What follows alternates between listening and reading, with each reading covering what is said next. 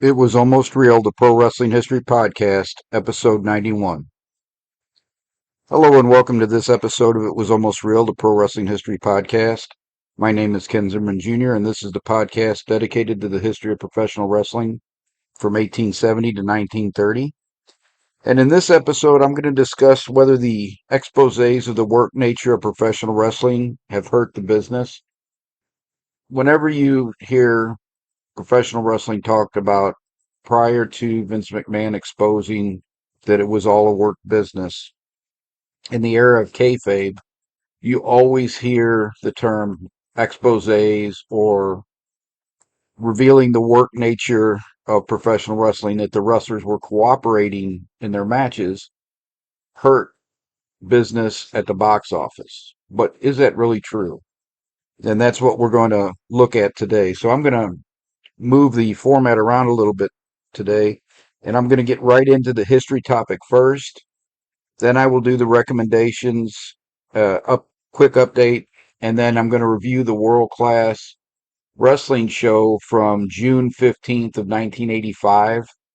And there's a method to my madness in picking this, because not only would I have seen this show, this is also kind of leads into why St. Louis wrestling really started to take a nosedive into 1985, and why Bob Geigel sold his Central States promotion, which included St. Louis by that point, in 1986.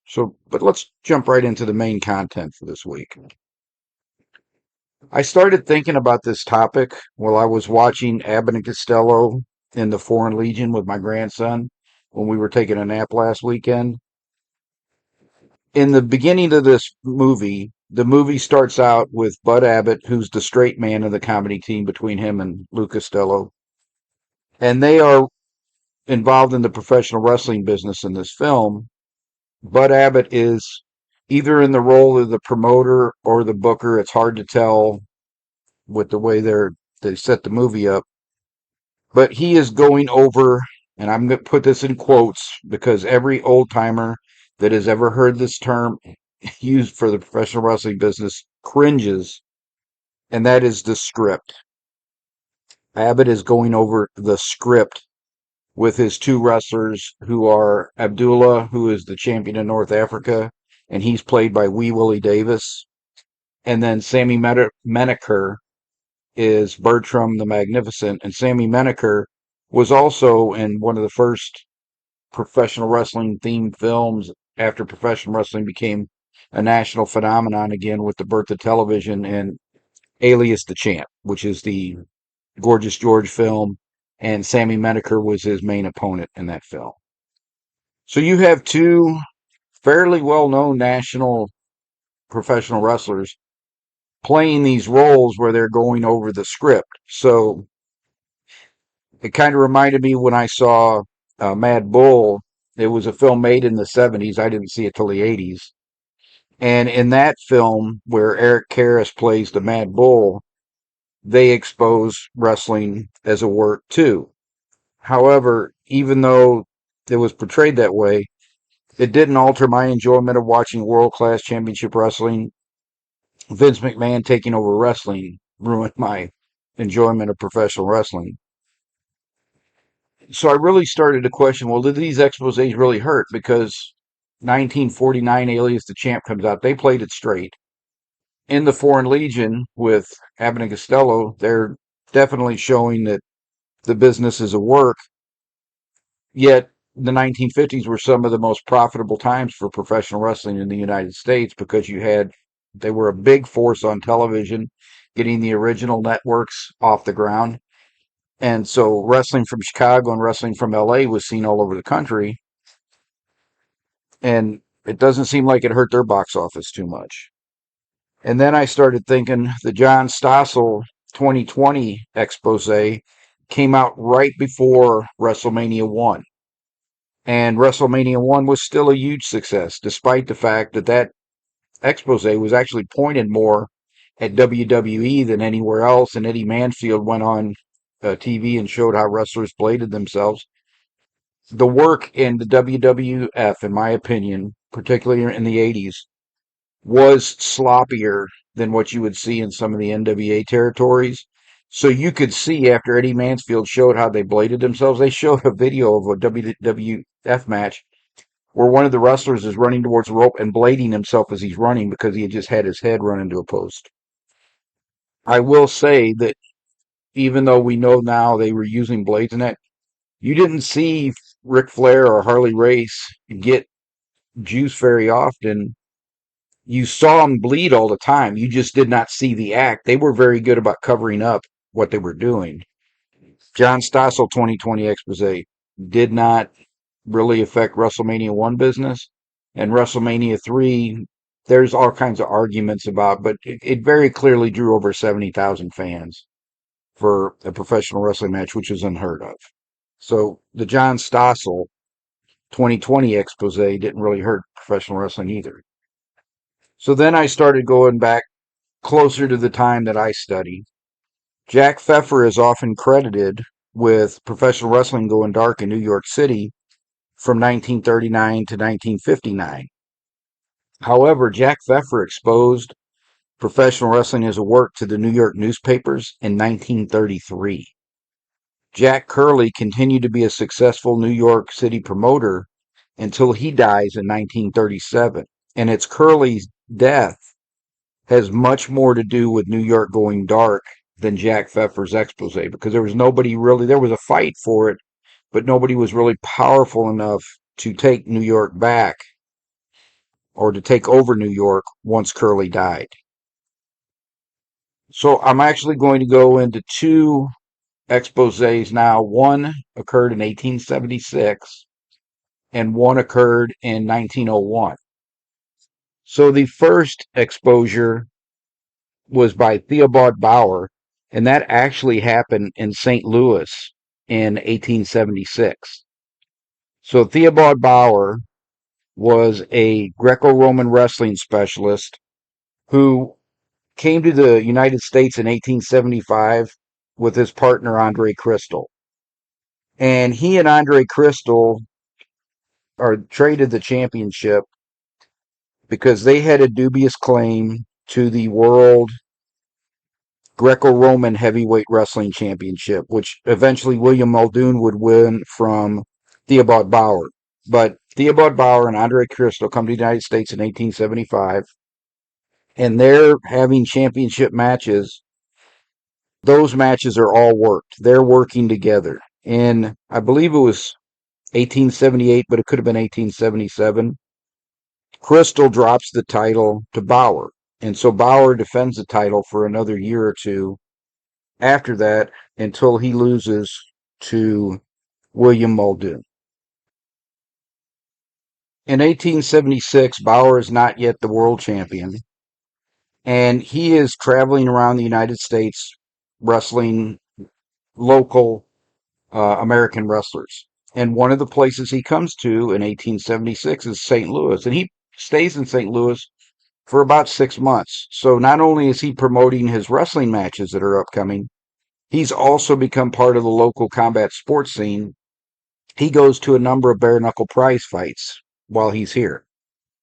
Now, the reason St. Louis was an early hub for bare knuckle prize fights is because bare knuckle prize fighting was always illegal in the United States. It was not legal in any of the states. It was only gloved professional boxing that actually became a legalized sport, and that took decades. In places like New York, they didn't allow it until like the 1900s, but even after that, they wouldn't allow judging or anything if a fight was not ended by a KO or a referee stoppage. Then it was considered a no decision. And then I think they finally got rid of that law in the mid-teens. Bare knuckle prize fighting preceded glove bouts, and it was illegal everywhere in the United States. However, St. Louis was unique in geography because it's on the Mississippi River. And in the Mississippi River, between Missouri and Illinois, there are a number of islands that have formed in the middle of the river. And it's dubious whether these islands belong to Illinois or Missouri. So prize fighting promoters and prize fighters took advantage of this because they could take a boat, ferry over to these islands and then they could have their fights. And it was very unlikely that authorities from Illinois or Missouri would try to interfere in that because, one, they'd have to take enough people with them on a boat over to the island. And if you've ever been in St. Louis and gone down to Laclede's Landing and stood down by the Mississippi River, you can see how strong that current is as it comes down through St. Louis. So it was a treacherous boat trip on top of it. So a lot of times the authorities would just not get involved. It's one of the reasons St. Louis was also a dueling site because you had Bloody Island out in the middle of the Mississippi River. People would take boats over there, fight duels, and then they would come back, and the authorities would be trying to figure out who they were going to arrest and for what because they didn't even know if they had jurisdiction. Bare knuckle prize fighting benefited the same way. Bauer went to a number of these prize fights, and he made the acquaintance of a local promoter, prize fight promoter, and former prize fighter by the name of Jack Looney. And Looney owned a local bar, and he helped arrange the bare knuckle prize fights. Because he either took a dislike to Bauer or he didn't want competition for the dollars of the combat sports fans, for whatever reason, Jack Looney decided he was going to expose the work nature of professional wrestling because Bauer had made the mistake of telling him how they did it. And so he reported in the newspaper that Bauer was getting ready to put on some work matches. And the common practice in professional wrestling in the 19th century, going into the 20th century, was you would put up a certain amount of money, and they would call this on the side. So each wrestler would put up $300 on the side to make the match, and whoever won the match would take all of the money. So if we had a match for $300 a side, I would get my $300 back if I won the match, plus I would get the opponent's $300. Looney said that a lot of times that was just a fabrication. The wrestlers would say they posted the money, and sometimes they did if you posted it with an actual newspaper columnist, which was not uncommon. They might have actually posted the money, but then they had an agreement that they were just going to keep the money. So when the journalist would pay off whoever won the match, they would give that money to their opponent with their half of the gate receipts. So the deal was we would both keep our money on the side, and we would just split the gate receipts 50-50 after the promoter took their cut, if we weren't the promoter. A lot of times, the wrestler's manager would arrange for backers to put the money up to put the match on, and if the match was not successful, the backers took the loss, not the wrestlers and the promoter. Looney did not say that they were taking the gambling money and splitting it, but that was very, very common. That's why a lot of the wrestling started to be worked in the first place. If you've not listened to the podcast before, I'll repeat it. I've said it multiple times. Gambling is one of the number one reasons wrestling became a work in the first place. Later on, when the promoters developed the promotional system in the late teens and early 20s, then it was a lot about control for the promoters. The promoters wanted to control the sport, so they wanted to set that up. The 1870s, 1880s, 1890s, you don't have that promotional system yet. So most of the time, the impetus for working the match was gambling winnings. And they would not only bet on, so if Trey and I were going to wrestle, they would not only bet on which one of us was going to win, they would bet on which one of us was going to score the first fall. Because these matches were best 3 out of 5 falls matches most of the time. Not 2 out of 3. That would develop later. Most of them were best 3 out of 5. So they would bet on first fall, and they would bet on quickest fall, and then you would bet on the winner. So you would have 3 potential bets, and they would manipulate the betting based on who was getting the most, we could win the most money. If Trey got the fastest fall, then Trey would win that fastest fall. If we could generate the most money by me winning the first fall, I would win the first fall. So that's how the gambling went. Looney didn't touch that, but that's legitimately what happened a lot of times. So how did Theobald Bauer respond to Looney exposing their business in a newspaper? He challenged Looney to a boxer versus wrestler match, which 10 or 15 years prior to 1876, Jack Looney would have probably jumped at. Probably would have got his butt kicked because most of the time the wrestler does have the advantage in the wrestler versus boxer match. But it's more than likely that he would have jumped at the chance when he was in his younger fighting prime because guys that do that have big egos. He was almost 50 years old when Bauer challenged him, so he was obviously not going to get into the ring with Bauer, and Bauer knew that when he challenged him.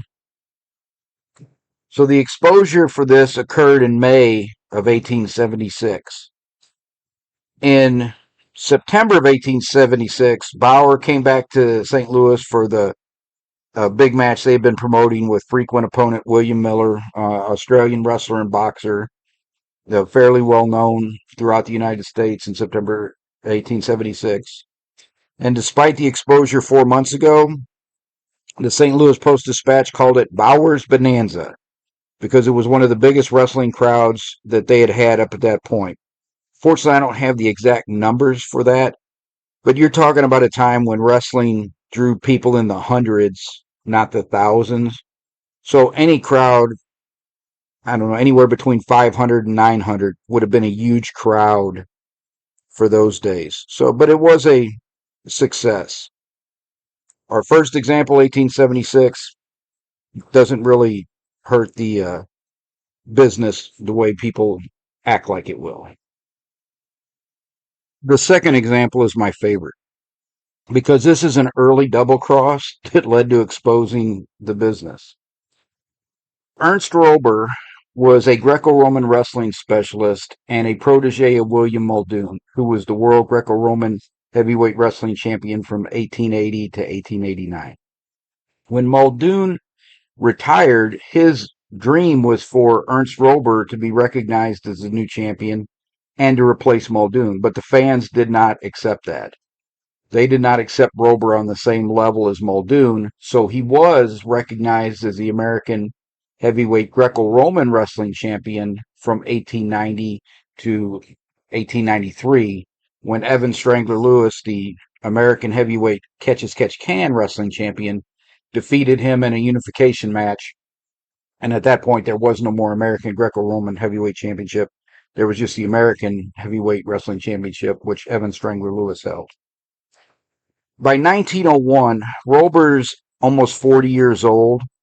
He's a little out of shape, and he's been through some wars. He was a famous opponent of Yusuf Ismail, the original Terrible Turk, who just destroyed Tom Jenkins and Evan Strangler Lewis, but Roeber held him to a draw in their rematch. Their first match, he won when Ismail rushed him, knocked him off of a 9-foot stage into the orchestra pit, and was disqualified for doing so.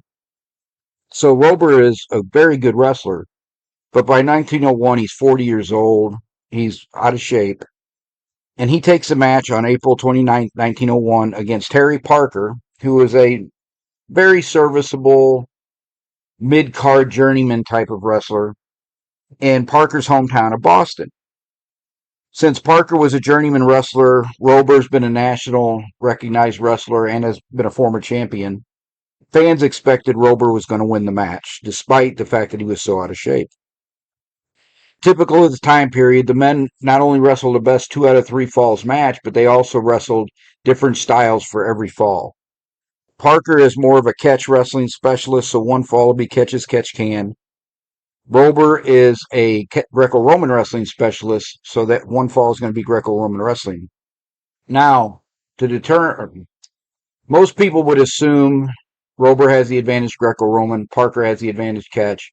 So there'll probably be a third fall that would be required to win the match. And they would handle this one of two ways. They would throw a coin, and whoever won the coin toss would get to pick the style for the match. or they would conduct the match in a style that neither one of them was familiar with, and in this case, or less familiar with. In this case, they decided to do collar and elbow or Cornish wrestling, which was done with a jacket and tied up in collar and elbow to begin the match. John McMahon and Henry Moses Duffer were specialists in this style of wrestling.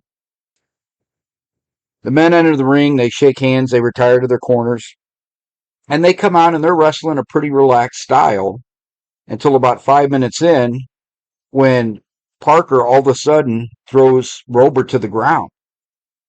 And Rober jumps to his feet, looks surprised, and then angrily charges at Parker and tries, getting Parker to the ground right away.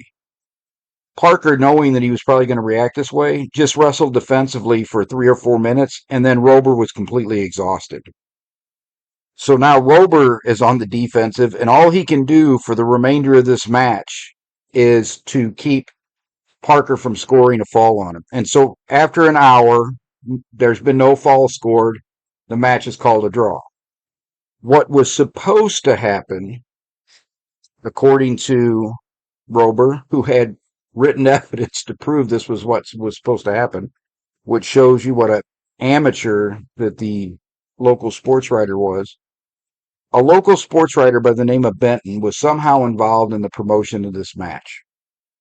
And he got with Parker and Rober before this match, and they had made an agreement that Rober would win the first and the third fall, and that Parker would win the second fall. First fall Greco-Roman, second fall catch, third fall Cornish wrestling.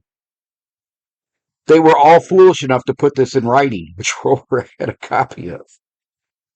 I'm sure that both Parker and Benton thought, well, if we double cross him, what's he going to do? Go to the newspapers and say he was working this match? Well, that's exactly what he did.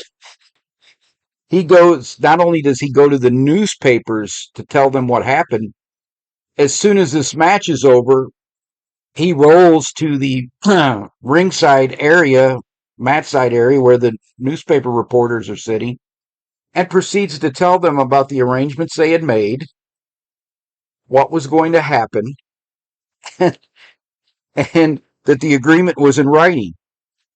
So before the writers can question the other writer, Benton takes off out of town with the $1,000 gate. So I don't know if Parker or Rober ever got any of the money. Benton seems to have got most of the money. And you would think, well, that would kill Boston. Well, no, Boston continued to remain a wrestling hub for years. George Toohey was a promoter there. And then Paul Bowser promotion ran there from the early 20s until 1960 when Paul Bowser passed away. I know that wrestling did not like exposés.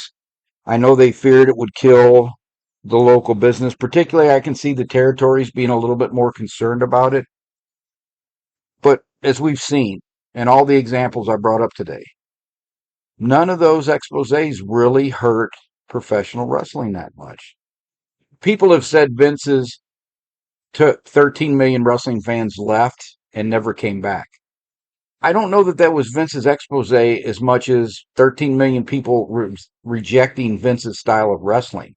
I think most of that 13 million people were the NWA fans that went to Jim Crockett Promotions after all the other territories went away. I was one of them. And when Jim Crockett sold to WCW and WCW tried to be, or it sold to Turner Broadcasting, which made it WCW, and it tried to become WWF Light, I think most fans rejected WWF wrestling and they rejected that style.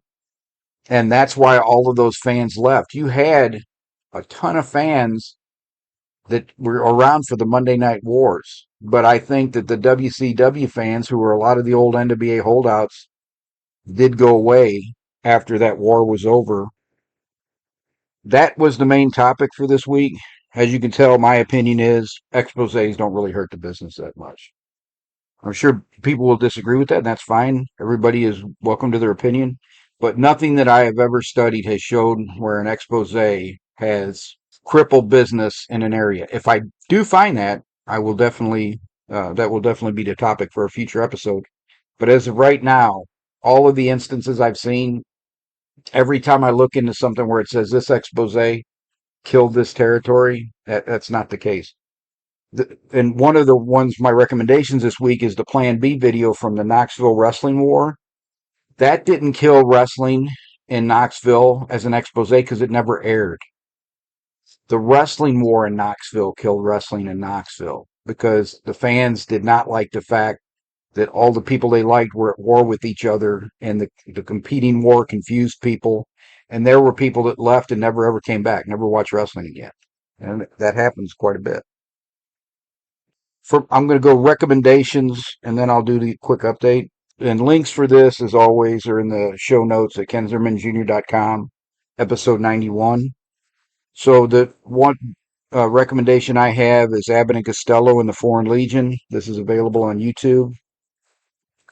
And also the famous Plan B video that did not air, which was one of the attempts of a bitter group of wrestlers to hurt a promotion by exposing the business, but it never aired. And it was probably a good thing because Bob Roop almost put me to sleep. If I was a wrestling fan, I would have tuned out within the first few minutes. But I do have to say, Boris Malenko did grab my attention and get me back into listening what they had to say. But they basically said, all of them said they had never had a legitimate wrestling match in their lives. So those links, I'll have links for those, and I'll have links for the World Class show I'm going to review at kenzermanjr.com, episode 91. So just for quick updates, the book will be available on Amazon probably next weekend, and I will make the announcement next week if it is available. So for the review this week, I wanted to get into a show from World Class Championship Wrestling in June of 1985. This was the June 15th show, which I would have watched. And this was towards the end of World Class Wrestlers coming to St. Louis. Kerry Von Erich was a huge star in St. Louis, and Bob Geigel was really relying on him in 1985. So in 1985, Brody wrestled Flair on the January 5th card, and then Kerry wrestled Flair on the January 27th card. The January 26th, because St. Louis was always a Friday town. Then Kerry had a rematch with Flair on March 31st, and we'll go over the attendance after I go over the show. And then in June, he had another rematch with Flair. And in July, he was still at the top of the card in St. Louis in the main event, but that would eventually change. So this match was carrying through a few of the angles that were going on in World Class at the time. The Fantastics were not yet involved with the Midnight Express, but that was the plan. Or maybe this was after they finished the feud with the Midnights, but they were not involved with the Midnights on this card. They were wrestling Jack Victory and Kelly Kiniski. And it was a fast-paced match that kept the fans on their feet. And the fans were really over with this crowd. I was surprised at how much they had the fans up on their feet almost for the whole match. And Bobby Fulton pinned Jack Victory with the Lou Thesz press. And I remember being very impressed with the Fantastics when I saw them at World Class. That's the first place I had ever seen them, was World Class. Then they have a promo where Jim Cornette puts over Scott Casey having his green jacket and how much he wants his green jacket back. And it shows clips of Casey getting the jacket from Cornette after Casey beat Dennis Condrey in Fort Worth. And then they had a cut to another segment where he is wrestling another match. Cornette tries to steal the jacket back from him. Casey keeps him from getting it, and then Sunshine and Kabuki come out to help Scott Casey. And this is all to set up a Texas Stadium match where Cornette would interact with Sunshine. So after doing the promo, then they go to a match where Scott Casey is wrestling the crippler Rip Oliver. And Jim Cornette says before the match that he will get the green jacket back. And the Midnight Express and Cornette are out with Rip Oliver. Oliver would not even have been in World Class, except the Von Erich family thought that Kerry Von Erich was going to get the role of Drago in Rocky IV. So they brought Billy Jack Haynes in to kind of take Kerry's place for the few months that he would be gone filming this movie. However, it's obvious Kerry didn't get the part. It went to Dolph Lundgren. So once they realized that Kerry was not going to have to be off to make this film, Kerry comes back and Billy Jack Haynes goes back to the Pacific Northwest with Rip Oliver. But this is right before that happened, and Rip Oliver was aligned with Jim Cornette and the Midnight Express. Because Cornette and the Express are out there, then Sunshine and Kabuki come out as well. And it's a pretty good match. Oliver's a good wrestler. That's why Billy Jack Haynes wanted him to be there, to be the top heel. Haynes was going to be the top babyface. He wanted to wrestle with Rip Oliver. But this whole match is really just to keep setting up this Texas Stadium interaction. And Jim Cornette helps Rip Oliver win the match by hitting Scott Casey in the back with the tennis racket while the Midnight Express distract him. Then Cornette and them try to get the green jacket back, and Sunshine grabs it, keeps it from him. Jim's going to hit Sunshine with the racket, but Scott Casey saves her, and then that's the end of that. The next match was just a match to kind of highlight Gino Hernandez, who was the top heel in the territory with his tag team partner Chris Adams. Johnny Mantell, who was the younger brother of the WCCW Booker Ken Mantell, is his opponent. And Johnny had legitimate wrestling skills and was a solid mid-card performer. He normally puts over the main event wrestlers, and that's what happened here with Gino, but he'd made a decent showing before he did so. And then the main event is Kerry Von Erich, who I said biggest star in St. Louis time, big star in Texas. And then he is going to wrestle One Man Gang. And this is a rematch from an earlier Texas Stadium match. And One Man Gang supposedly hurt Mike Von Erich in an earlier match as well. So there's heat between Kerry and Gang for Gang hurting his brother. And this is really, this run in World Class was where One Man Gang became a main event part performer under the guidance of Gary Hart. So he'd always been kind of a heater before that, but he was not a main event guy until he did this turn with Gary Hart. Gary Hart was the one that started calling him Moon, M-O-O-N. And Gang would be a top heel wherever he went after this until Vince put that stupid Akeem the African Dream gimmick on him. But Gang probably made more money then than he ever did before with that gimmick, so I guess it does have its compensations. It's a hard-hitting match. It did not go very long. It took Kerry about 5 discus punches in a row to take Gang off his feet. And Gang came back and they were just trading blows most of the time. It was more a brawl than a wrestling match.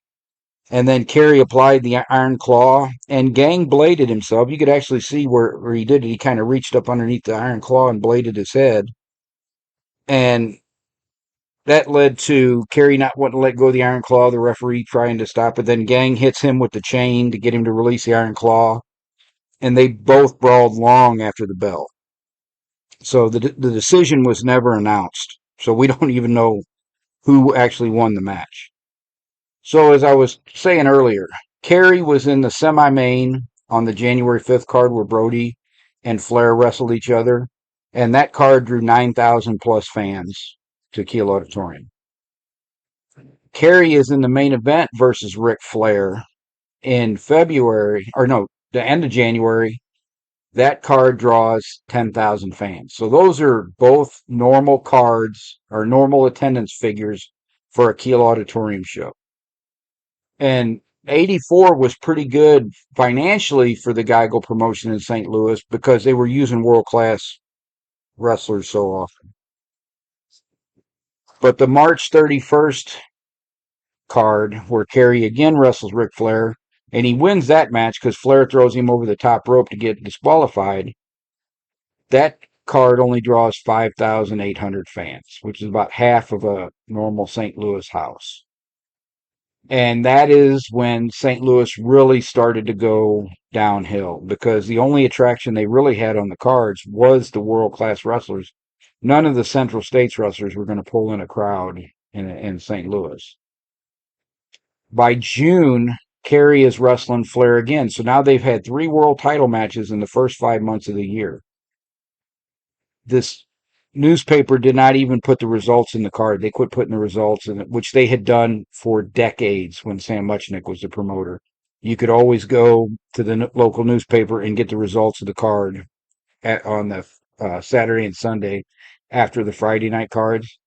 They quit putting that in the cards or putting that in the newspapers, the results of the cards, because they were going downhill.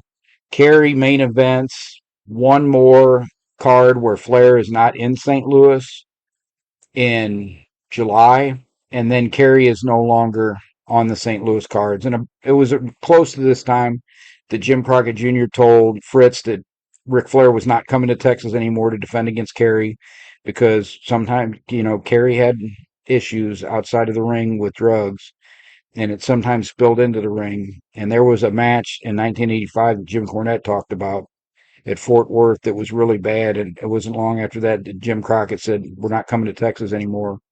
And Fritz von Erich left the NWA. And because Bob Geigel had been the president of the NWA, I don't think he could use the Von Erichs anymore. So, and that was pretty much the death knell for St. Louis. I know my sister and I, Vicky, went a lot in 84, and we went a few times in 85, but I think that was the end of us going to see the cards in St. Louis. And the end of 86, Geigel sells to Jim Crockett. Crockett did run St. Louis very occasionally, but they never did what Sam Muchnick did. I think that's going to be it for this episode. Uh, the next episode I'm planning for the boys to be with me on that one. But as always, card subject to change. It's whether I can line up with their schedules or not. And until next time, everybody, take care. Bye-bye.